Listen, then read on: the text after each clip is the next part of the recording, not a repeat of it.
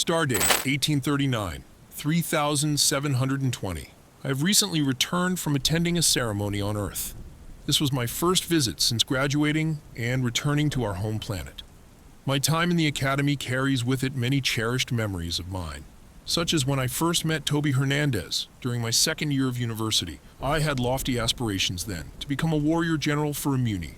The military required 4 years of education in a space university, so I chose to enroll in the Star Union Academy. In my second year of education, I was a part of a human Immuni exchange program. I lived briefly on Earth and attended their own academy. My brood parent approved. They told me it would be good to spend some time off-planet with aliens. To lessen your attitude and unrealistic expectations, they'd snorted. And look at me now. If they were still alive, they'd have to eat of their own claval. My human host family were the Hernandez, a brood of 4, and Toby was in the same academic program as I. I was given the opportunity to learn more about humans than I ever had before. What a fascinating species. They perch horizontally every night to rest. The sleep period lasts for nearly a third of their day, and they are completely unproductive in the meanwhile. They eat by orally consuming dead plant and animal mass regularly, up to 3 meals a day. During that year, my human adoptive family spent nearly all of their time sleeping, eating, digesting, and disposing of the resulting waste. It was quite a miracle they ever managed to get anything else done. Toby also took little white pellets daily, which I came to understand as some sort of human medicine. He'd told me, however, that not all humans took the same caplets as him, and that they weren't necessary for every human's survival, only his. He'd always looked physically healthy to me, which was confusing. I'd paid no attention to it at the time, though. I was on track to be a military leader after all, not a xenobiologist. Besides, learning about the entire room's humans dedicated to their nightly unconscious perch was far more fascinating to me. Nearly 33 turns since that first meeting, I was thrilled for my second visit to the planet. As per my invitation, I was going to meet Toby's broodmate Nicholas, or his husband as humans refer to them, as well as several members of his family. Having spent so long with my own Immuni people, I'm a little rough on all the proper human rituals and did not want to risk upsetting anyone. Humans are emotionally fragile creatures and tend to be easily offended. As a warrior general, strategics and the ins and outs of war come far easier to me than diplomacy or the culture of species other than my own. Thankfully, one of my Immuni brood relatives, Karen, was a former ambassador to Earth.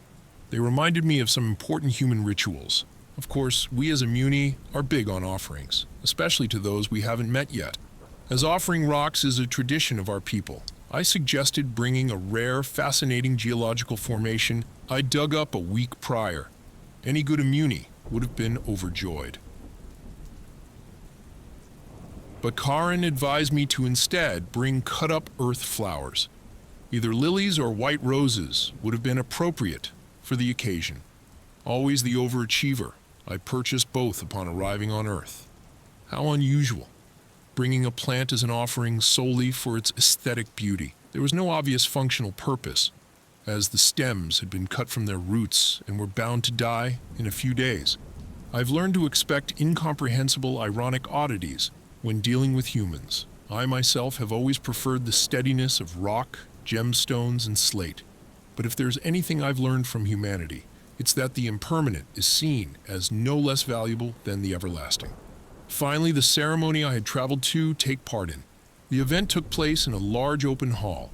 There was a raised stage with a wooden rectangular box on it, and a stunning stained glass pane across the frontmost wall. Its range of colors reminded me of a beautiful bismuth I'd recently added to my jewel collection. There were a few other aliens walking about, but most were humans. Many looked similar to Toby, from his curly hair type to his darker skin color, on one of the many wooden benches available. Karen informed me that since the invitation didn't specify, I could sit anywhere as long as I wasn't in the front. The seat was a little awkward to fit my wings into, but it didn't seem to be designed for anyone else's comfort either. The human seated next to me explained that this building also doubled as a religious place of worship called a church. She offered her name, Marie, and said that she'd known Toby as a former co-worker. My own attachment to Toby was hard to narrow down to one word. I chose to describe him as my friend, my companion, a roommate, and a fellow student.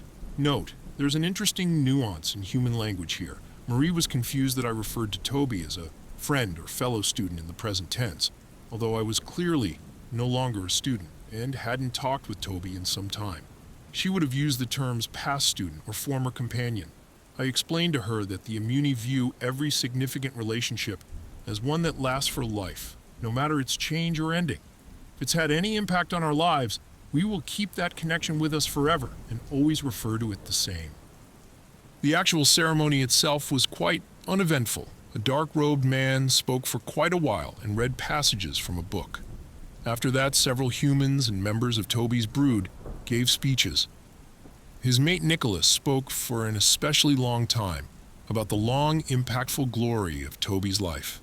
I began to miss our own bombastic, week-long ceremonies of dances and duels. Karin had informed me of the event's somber nature ahead of time, so I suppose it was to be expected. The Immuni do not hold funerals or ceremonies surrounding death in any aspect. I think if we did, they would be somewhat more active, though.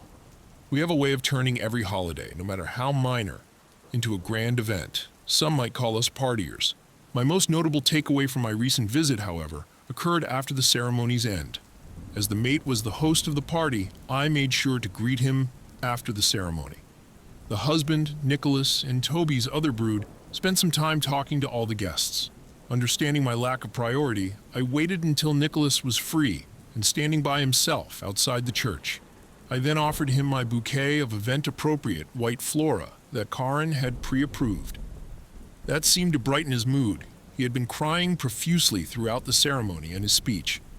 As I understand it, that's a way humans express pain and grief. "Why did Toby die?" I asked Nicholas after introducing myself as his mate's academy friend. He had an unusually short lifespan for a human, yes?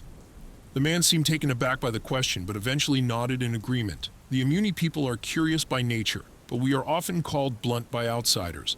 As humans say, I learned the hard way during my first couple months on Earth. Thankfully, some humans also find this bluntness funny, instead of offensive. "Yeah, Toby was too young," he acknowledged quietly. "He had just retired from the military. We were going to travel together." Was an illness the cause? I continued to press on. No, he was fully healthy, physically at least. Nicholas paused, lips downturned.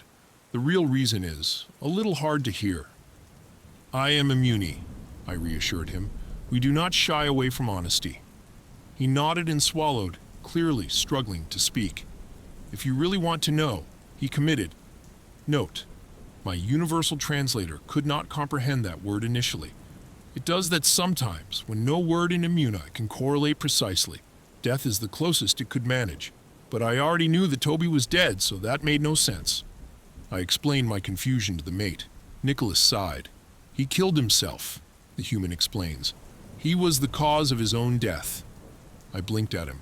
I was used to the concept of rituals and practices that I'd consider weird from other species. It comes with the territory of interacting with aliens. But as I understood it, Toby had been physically healthy. He had retired after an accomplished, successful career, if all the speeches were any indication. He was living with his mate with no outside threats. It made no sense. Why would he choose to end his own life? Aliens have an insane range in their customs and cultures and practices, but every single species I've known has an innate self-preservation instinct, a drive towards life. Immuni scientists have witnessed this phenomenon even in the simplest animals and plants. Death is a fact of life, but to seek it early and untimely is incomprehensible. "Why?" I asked, unable to come up with a better question. "He had depression," Nicholas explained, turning his gaze towards the ground. That was another inexact word translated to Immuni, but I understood it in the moment as some sort of disease of the brain. How do I explain this? Depression is a silent killer. It attacks the brain from the inside. Toby was happy, with a good life ahead of him, and a loving family. But his depression made him sad and apathetic when he had no reason to be. I've never heard of a disease as insidious as this depression. "How long was he sick for?" I continued, fascinated. "Is there a cure for this illness?" I am, again, not a xenobiologist or a medical officer in any degree.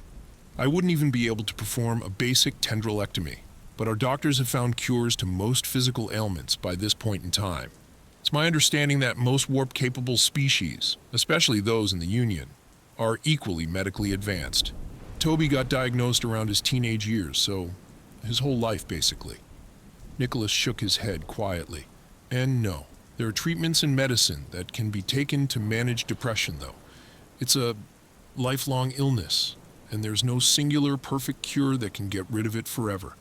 Nicholas's explanation had shocked me to the core. It had gone against everything I had previously known.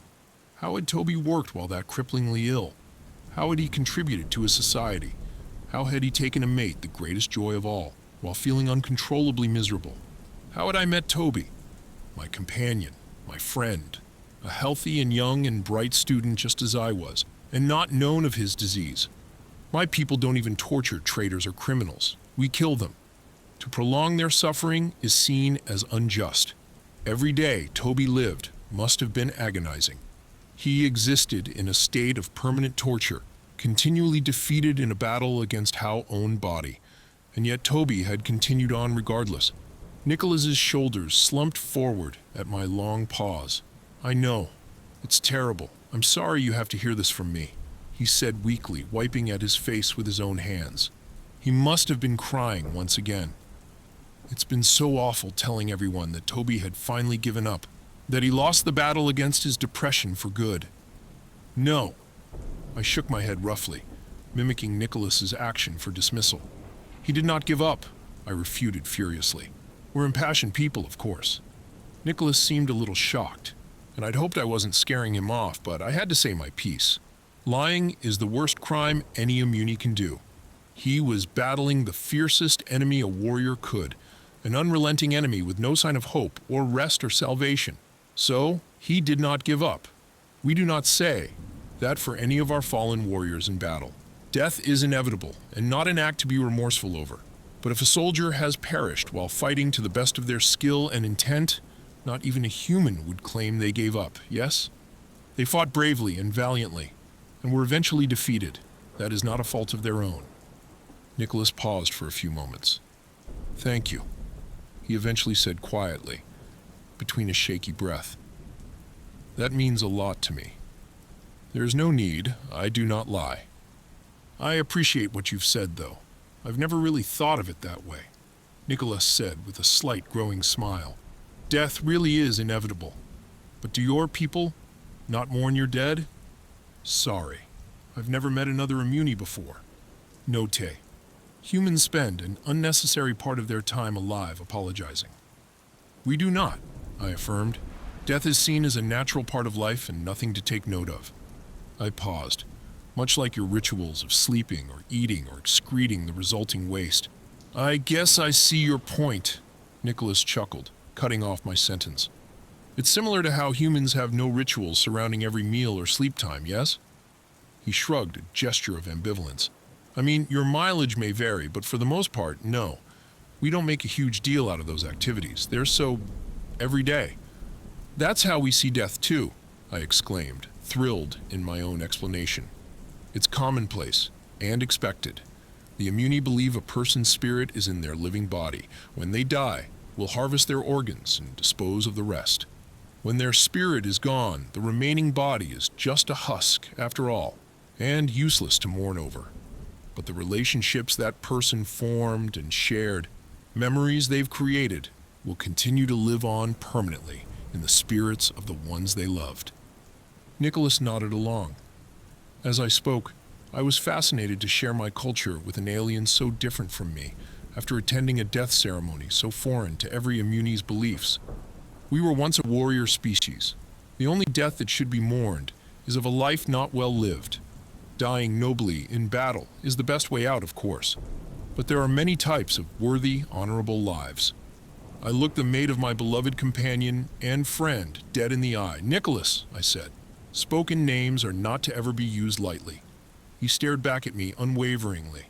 I am an immune warrior general, and I've held that position for nearly 20 turns. I had explained to my host finally, passionate in every word. I well understand the feeling of battling an unbeatable opponent. Toby has fought long and hard against mental illness, a terrible and invisible enemy who never tired and never grew weak. I've fought in dozens of battles, alongside nearly 500 soldiers. I have known all by their name and most by their stories, but I have never once, in decades of war, met another spirit as strong or unrelenting as Toby's. Your mate is the bravest warrior I know. To this date, I still have much I do not know about xenobiology and the terrible, incurable illnesses humans face. I know even less about alien death practices and rituals. I could only hope to share the immunity experience of death during my visit, and hopefully lay comfort to the mourning spirit of Nicholas, the mate of my dear human friend Toby.